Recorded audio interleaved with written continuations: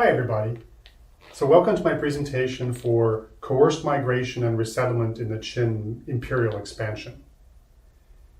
So the goal of this paper was to expand our perspective of the Qin forced migrations. So these are very well known from history that the first emperor of Qin relocated people to move to the northern zone or to the far south, or he relocated aristocrats from the areas to the east to the Qin capital. But what this paper served to do is to contextualize this and argue that this had been a practice of the Qin state for many centuries. And in a broader world historical perspective, this was part of the dynamics of empire building of many great empires. So one of the first times we see this kind of forced resettlement in Chinese history took place during the Zhou conquest of the Shang around 1045 BC. And in that case, the Zhou, after they conquered the Shang and the Shang rebelled a few years later, they relocated many of the groups of Shang peoples far away from their original homeland in order to demoralize them and prevent some kind of uprising. Now, who are the Qin? Well, the Qin, you can see on this map, the Qin were located in the far northwest of China. It's still uncertain where the Qin original homeland was, but by the 8th, 9th century BC, the Qin homeland was in the Tianshui area of Gansu, and they were basically sandwiched in between the Zhou polities to the east and the Rong agro-pastoralists to the west and north.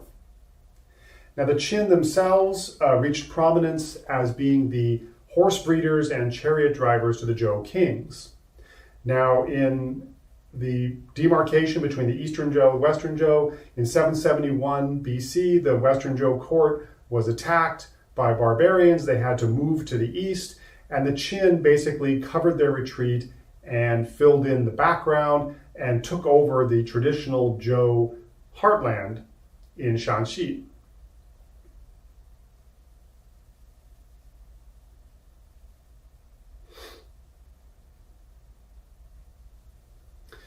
So in my paper, I also want to talk about the different terminology used for different types of forced relocations, because they're not all the same. And so looking through historical documents as well as inscriptions and legal texts, I differentiate several different terms used to forcibly relocate people.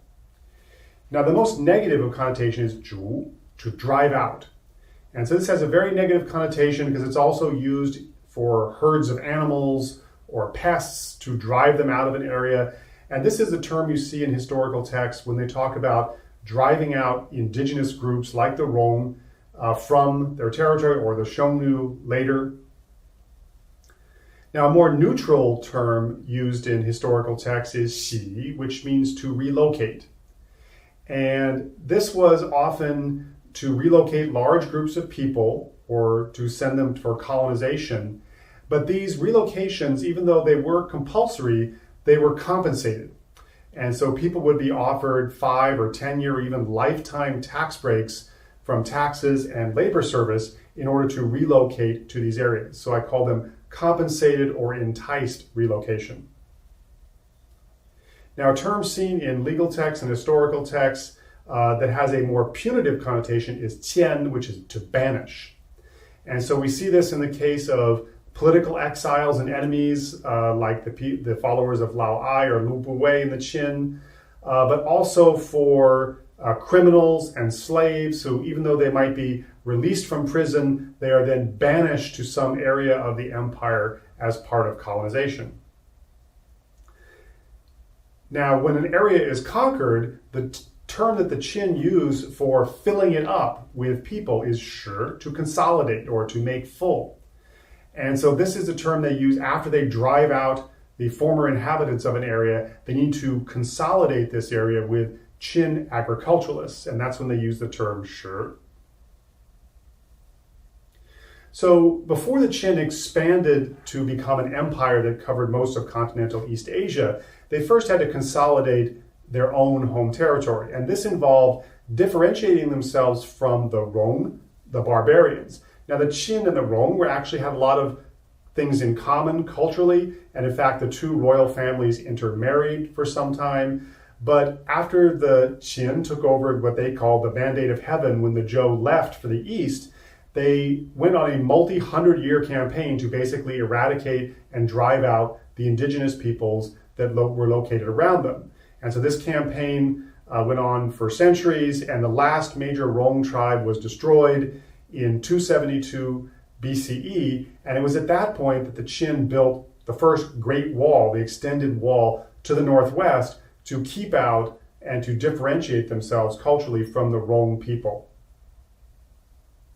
And then when they would consolidate these areas, they would form Jun commanderies or Xian counties to make this part of the Qin, and then they would terraform this area and make it over for agriculture, which meant rectangular plots which were legible to the state and a type of Qin agriculture, not the kind of hunting and gathering or agropastoralism or slash and burn, whatever may have existed before.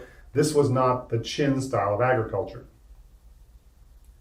So after the Qin had consolidated their home territory, that is when they embarked on their great imperial expansion, which would eventually result in 221 BCE in the unification of mainland East Asia.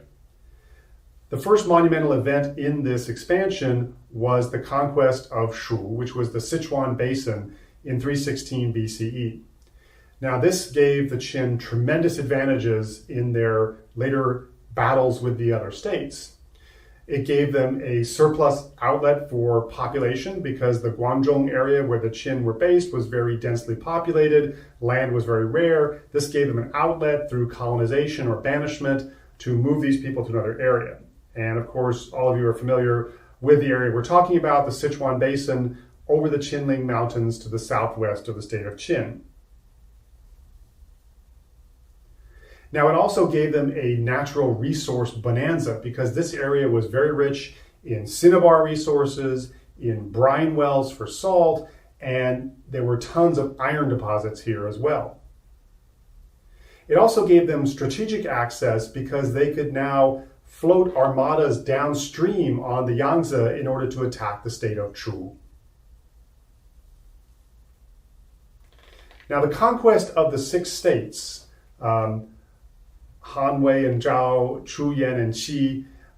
These 6 states, this conquest took more than another century, but the initial policy was one of diplomacy with states that were far away, like the states of Qi in the far northeast, or Yan, and attacking those states nearby, especially the states of Han and Wei, and then eventually Zhao.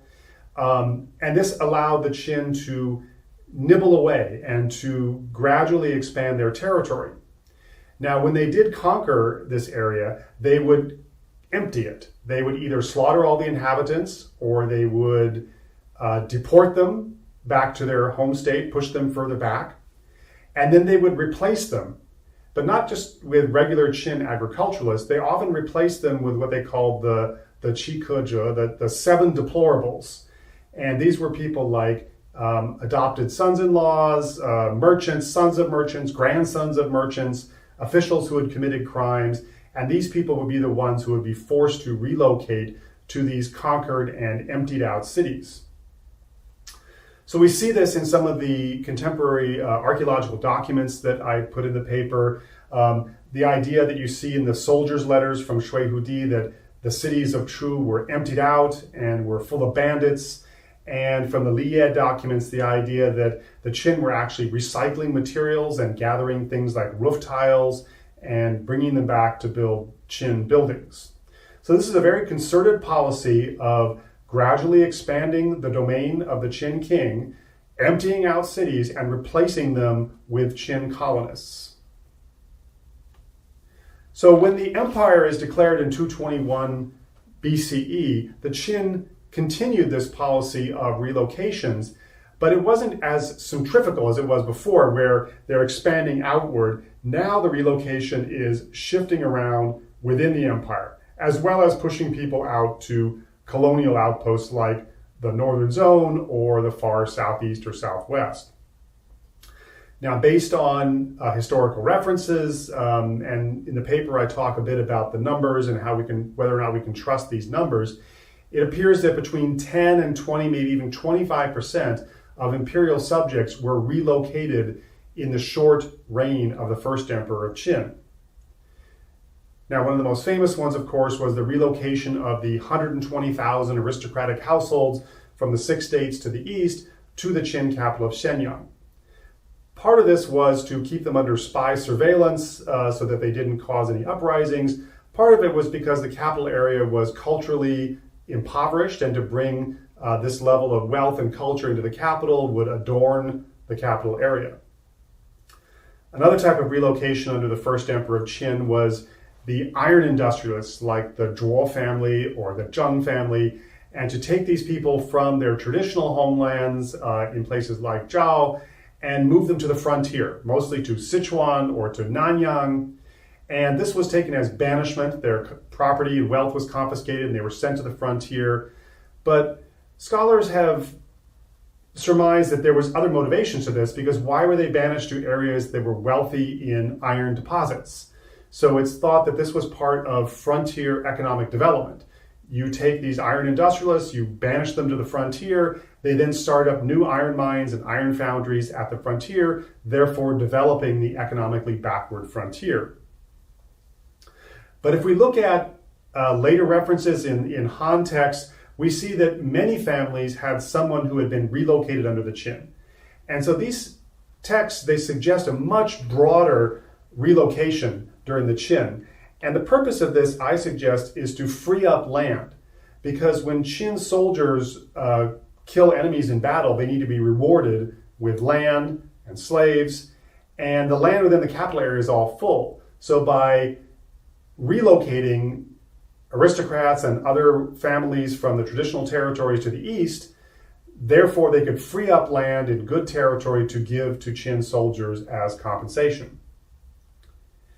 Now, the frontier colonizations, we have between 215 and 210 BC, 470,000 colonists are located to the northern frontier. After the Great Wall is built, they fill up the Ordos.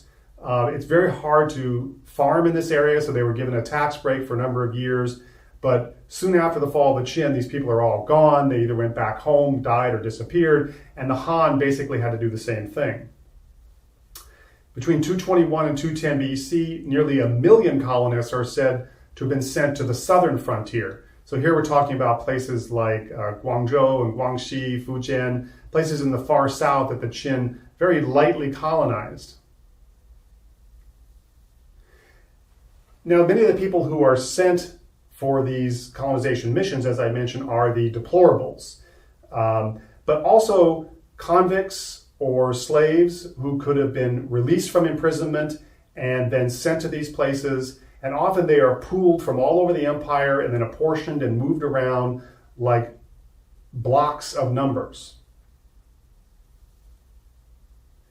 So I go through some of the interpretations by various scholars as to why these Qin relocations were carried out. Ma Feibai, the great Qin historian of the early 20th century, talks about the political motivations for these in terms of suppressing revolt, but also the economic reasons. He argued that certain areas of the empire had a density problem, were less dense, so it was about moving people around in order to equalize the density and economic development of the empire. Now, Junshu Zhang has the idea that this was used to basically create the notion of a nation, an imagined community, by breaking down the old regional identities. I am a Chu person, I am a Zhao person. By forcing people, moving them around, it breaks down this national identity and creates a new national identity of Qin subjects. And so things like serving in the army would also do this, but also serving at the Great Wall, or just having your old identities broken down by forced relocation. Now, part of this whole program of the Qin was dehumanizing, of course. The Qin were the supreme bureaucrats. They perfected this bureaucratic system which ran this empire of more than 30 million people. They had household registers, and we have some of these that have actually been found, which record all the members of the household and their ages and their ranks. And the Qin and the early Han were converting people to numbers. In fact, when people were told to register, it was said to shu ming shu, to write down your name and related numbers. So people began to exist on these registers as numbers. And these numbers were moved up the bureaucracy through the Shang performance of this ritual every year where they would take a census of the whole empire. And people ceased to become individuals, they ceased to become lineage members, and they became numbers. And so when people become numbers, they become more legible to the state, but it also makes it easier for the state to order around 200,000, 300,000 or more people across the empire without any concern for the human toll, because it's just like moving abacus beads around, as I argue in the paper. So that's my paper on coerced migration and resettlement in the Qin imperial expansion, and I'd be happy to take your questions during our question and answer period. Thanks, everybody.